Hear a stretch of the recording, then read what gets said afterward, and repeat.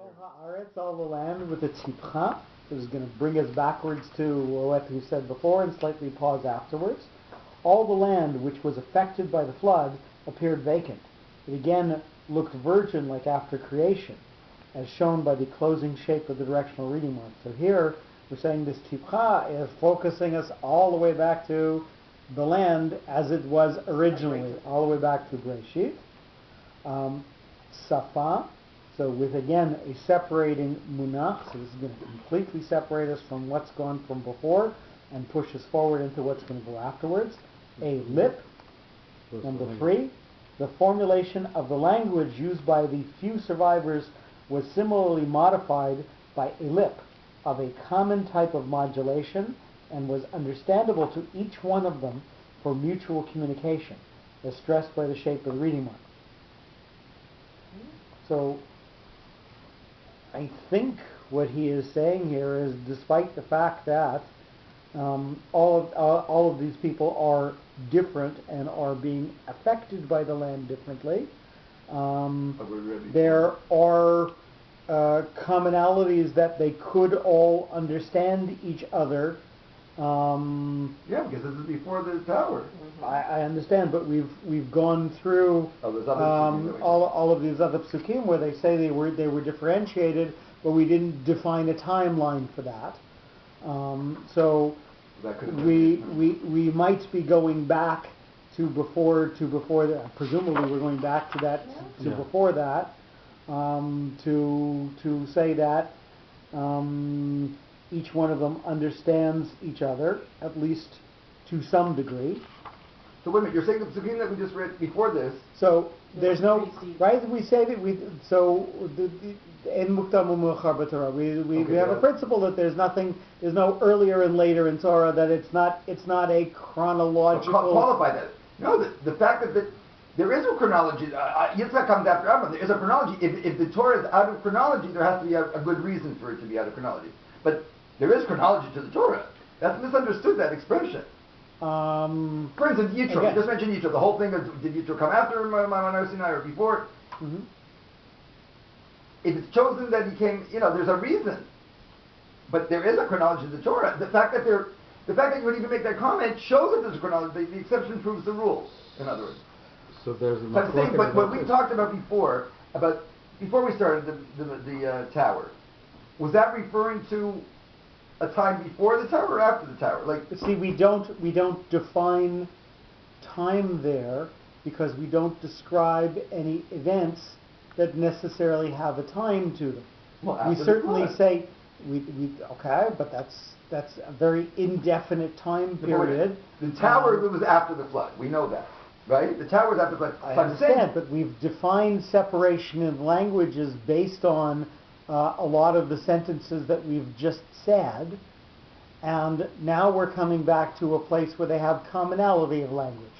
So the question is, despite their differentiation in language, was there still a common method of communication? Sounds like there was, yeah. Or was there in fact a time when all of them had the same language until Tower of Babel, and then we get the differentiation that we talked about in the previous paragraphs, and I don't think there's a way to answer which thing is defined by the previous paragraphs and which thing this paragraph defines. The differentiation that we mentioned before, they still understood each other, whereas after the tower, they didn't understand each other. We don't have anything from before that says whether they understood each other or not. Well, but the fact that in the tower they're saying that the tower is brought so that they wouldn't understand each other, it's understandable that they did understand each other before. Otherwise, it wouldn't be a punishment. How I would have visualized this is, with their own geography, their own land, and their own whatever. Mm-hmm. I took it as not so much a different language as we now say it as a different dialect. Right, you could still understand it, kind of, if you tried hard. Right, like a United States. So they could communicate. So they just had page 121, number 4, the resulting variety of dialect and local admixtures. Skip ahead. Preserving only remnants of original expressions. Yeah, so they understood, but things were different. So there's three levels to it. There's before the flood, after the flood, and after the tower, That's how I took it. Different from silent. basically. But again, the question is how fully they are being understood by each other when they come together for this project. And the question is, do they all still have the same single language? What says it? So what's Safa Achad then? So we're saying they have a lip, a common type of modulation that was understandable to each other. But do they have the full same language? Are they all speaking only... Enough to build a tower. They were in unison of that. Otherwise, the punishment that he built their language wouldn't make sense otherwise. It's a difference between... The question we're still trying to define here is, do they all speak English? Or Esperanto. Does one person speak English and one speaks French and one speaks Spanish? But there's a common Esperanto in between them that everybody knows a little bit of. And I don't think we've answered that yet. I've answered. Okay, well... Enough to satisfy me. Alan is satisfied, so we can move on. Echat, 1. With the stabilizing etnachka, so this is going to have an element of stability and something that perhaps is elevating about it. There was only one form of conversing between the brothers and their father, as expressed by the stabilizing shape of the related reading mark. So between Shem, Ham, and Yafet and Noach, there was a single language and a unity of being able to... Noach? He's not saying Noach and his kids. Between the brothers and their father. I know where he is. That's Noach and the sons? Where's he getting that from the Pasuk? It doesn't... Echat. He's getting it from 1. Where else would we have this oneness of being able to communicate if we are defining differentiation after? So that's why I wanted everybody to be clear on what we were trying to define here, as to whether they've just got this little common remnant of communication, or whether they're all still speaking the same language that Noach and his sons spoke. So we're saying that this oneness was what Noach and his sons had. Okay. And there was stability at that point. Well, I think it's far-fetched because it doesn't say Noach. I mean, even in his English, he doesn't say Noach and his son. He says brother. Maybe each family had a father and brothers. And first of all, okay, I know you always say that this whole parish is based on each note being separate and da-da-da-da. But on the other hand, you have to balance it with that is part of the whole pasuk. And the pasuk is V'yikol ha'aretz Safa Achad. It's not Noach and his children were Safa Achad. So... Okay, and again, the purpose of this drash is to separate out each word and say why it attained that note. So where's the stabilizing factor in echat? Where's a stabilizing place where there was oneness?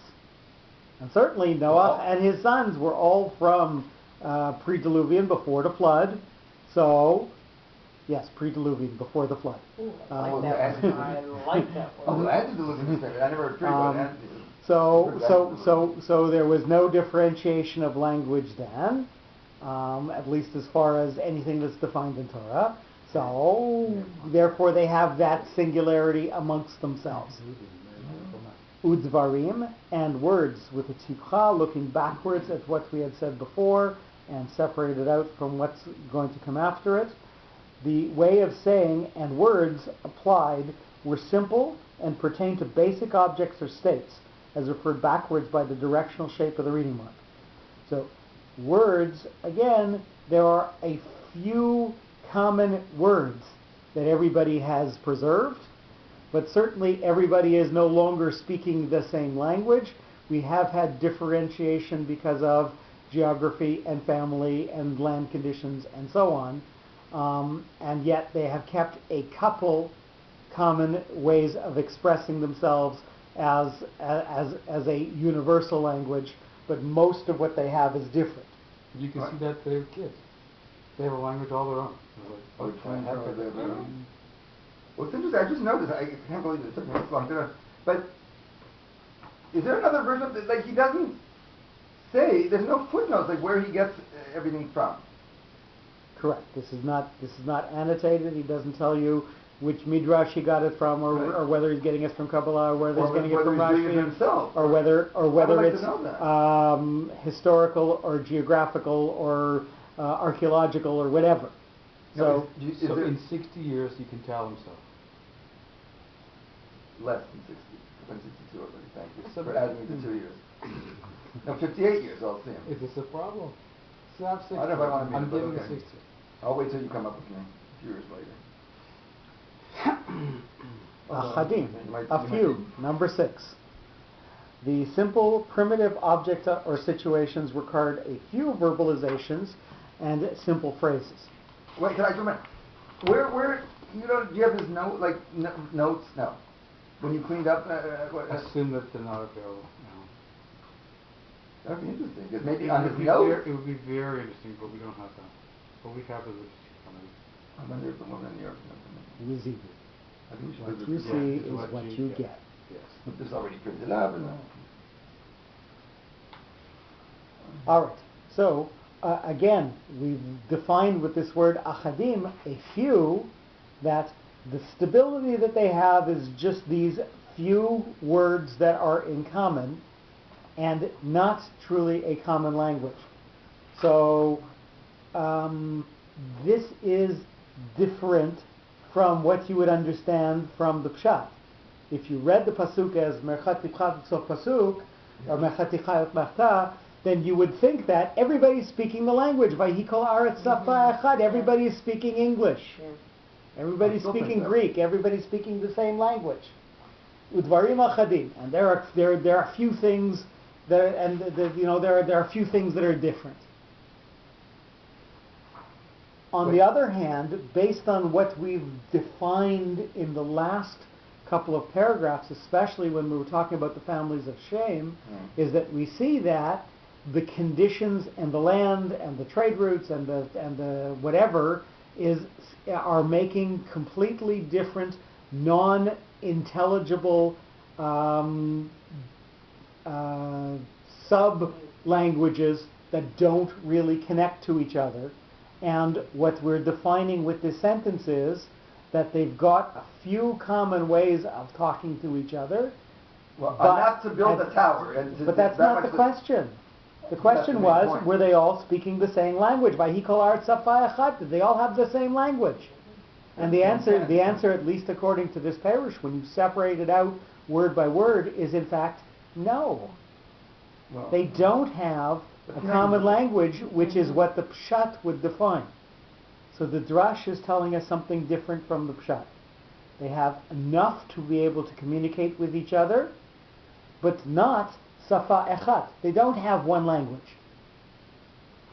They have safa, a language, which came from a common root, and the common root was only shared by Noach and his 3 sons.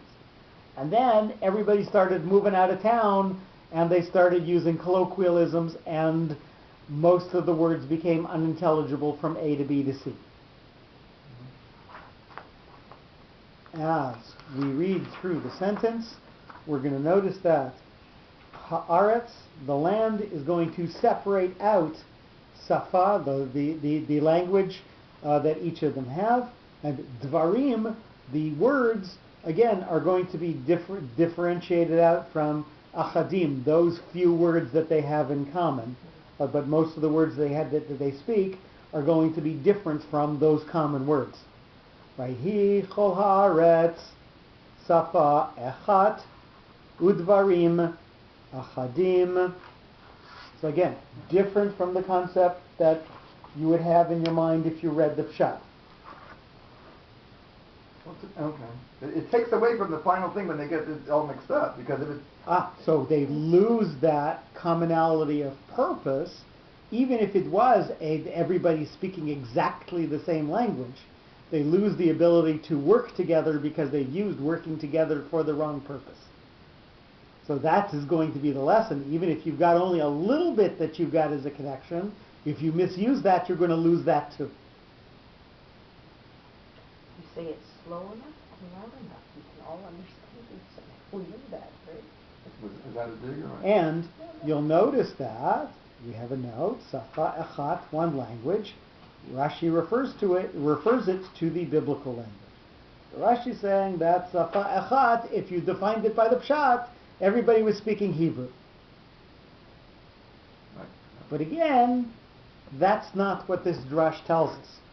So, as I read through this, I had to rethink what we would think from the Pshat.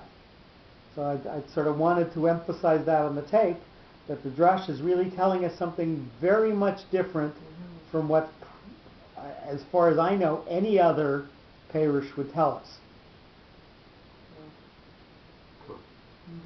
Vayhi, and it was with the tifcha, so this is going to look backwards at what we've said before and pause slightly afterwards. Since God had designed all features of the world by a variety of Beit Reshit, the man introduced after the flood a uniformity by one language with the same expressions, Safa Echat Udvarim Achadim, and it was a preparation for a new disaster, as referred backwards by the directional shape of the reading word. I'm not even Safa Echat with him, because I don't understand what he says until you explain it.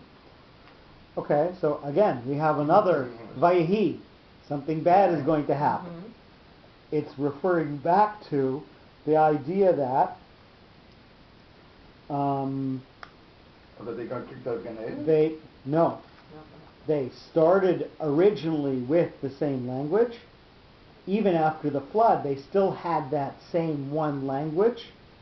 But after this commonality of being able to communicate with each other, even as it devolved, even as it got to the point where they only had a few expressions that they could speak to each other, led them to the disaster that they're going to bring upon themselves. So even this little bit of ability to communicate was enough to bring ruin upon them. But they To dig their own grave. But it wasn't their own. It wasn't their fault. We keep saying due to geography, and I mean, things happen. People Right. do. So it wasn't their fault. So we're not saying the fact that they speak differently is the cause of what's going to happen. It's the fact that they kept those few common words, and then they use those few common words for the wrong purpose. That's what's going to become the problem. We're reading in with our prior knowledge. Benos Am. This is we think Safa Echat is a good thing, but there's this thing. It can be a good thing if it's also where it's directed. I think that Minasam B'Kedem is sort of an allusion to the original sin that we got kicked out of Gan Eden, because Kedem is, that when we moved from Kedem. And that's certainly what I think what Rashi says. I'll open up the Rashi now. Benosam, on their leaving with a munach. So this is going to be strongly separated from what's come from before and lead us forward into what's going to go afterwards.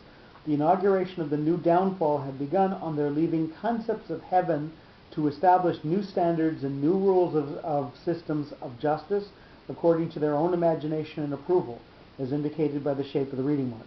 So they are going to leave behind all of the thoughts and things that they had been given, i.e. the Sheva Mitzvot Noach, the 7 laws of Noach's children, and going to move on to something that they would define by themselves. So they're going to differentiate themselves and move on with their own definition of what is proper to do. Mikedem, from a start, with the stabilizing etnachta. At the same time, they again retreated from a start of order set at creation after the chaos, tohu, and disregarded fundamental rules of the beginning, which were set to regulate conditions of life, as shown by the stabilizing shape of the reading word. So they were given a proper way to organize themselves and orient themselves philosophically, and they went away from that starting point. Vayimtseu, with the Mercha, and they found, so this is lightly connected to what's come from before, but mostly focusing us forward onto what's going to go afterwards. I'm sorry, we've got another note on Mikedem. Binosam Mikadmaita Shel Olam. Mikedem could not mean from the east, because the ark was actually on the west of Mesopotamia. So the question is, the word Kedem is a reference sometimes to the direction east, and he's saying that no, they didn't come from the east. The ark was in fact in the west, so they didn't go away from that point. Rather, it's got to be from the starting place, from the starting place of the world, and that's why he's defining Mikedem as relating to conditions defined at creation, rather than from the direction from east. Sorry, so Vayimseu, and they found with the Mercha, the people were searching, and they found their destination and a place of their own choice, having avoided dependence on God or rain, as stressed by the directional shape of the reading mark. And he brings this from Zohar. So, and they found, they're going to find lightly connected to what was going to come from before, i.e. that God had set up good things for them that they should have followed, but they're going to move forward into Bik'ah, a valley, something with a tavir, a stabilizing note. They discovered a valley which offered satisfactory accommodation and comfort due to its mild climate, fertile land, and abundance of water, as denoted by the shape of the reading mark. So this valley is going to be an area of stability for them, i.e. because of the living conditions that it defines. Be'eretz, on land, with a mercha, is likely connected to what's come from before, but mostly moving us forward, and we'll come back to the note in a second. It was a basin on land of the southern Mesopotamia that attracted the people to it, as it's suggested by the directional shape of the reading mark. So it's lightly connected to the fact that it's a bukah, but mostly moving forward into Shinar. The country was named Shinar, and the inhabitants could enjoy a peaceful sleep. Shena, air, Shinar, sleep and waking up, being protected by mountains, rivers, the sea, and be alert on the day for work. So they have Shena, sleeping, and air, being able to be awake and alert. So they can sleep and then be alert the next day, as expressed by the closing shape of the directional reading mark with the tipcha. So we'll go back to the note at the end of the pasuk. Vayeshvu, and they settled, with a mercha, again lightly connected to what's come from before, but mostly moving us forward into what's going to go afterwards. Because of those natural prerogatives, people chose it for living, and they settled in that district with high hopes, as specified by the directional shape of the reading mark. So they're going to take all those advantages, and they're going to move them forward into number 9, Sham, there, with a stabilizing sof pasuk. There, they expected to achieve great temporary and future accomplishments. So they hoped that that place would be a place that would bring them forward into things that were greater for themselves. We're going to go back to after number 5. There was another note there. Binosam mikedem bayimtseu bika, by their moving away from the original principles at creation, mikedem, binosam mi breshit bara. Breshit bara. So from what was created for them originally, they faced a moral and later also a physical depression. Vayimtseu bika, they found a place that was lower. Again, the same motif as before the flood. So we're getting the concept of vayikol aretz safa echad d'dvarim achadim. So we're getting the concept. With before the flood. This sentence is eluding me. But in any case, we see the concept of people moving away from what they were given originally into what they have created for themselves. And hence they move away from Bereshit bara into what's going to happen afterwards. Maybe we'll pause the tape for just a second.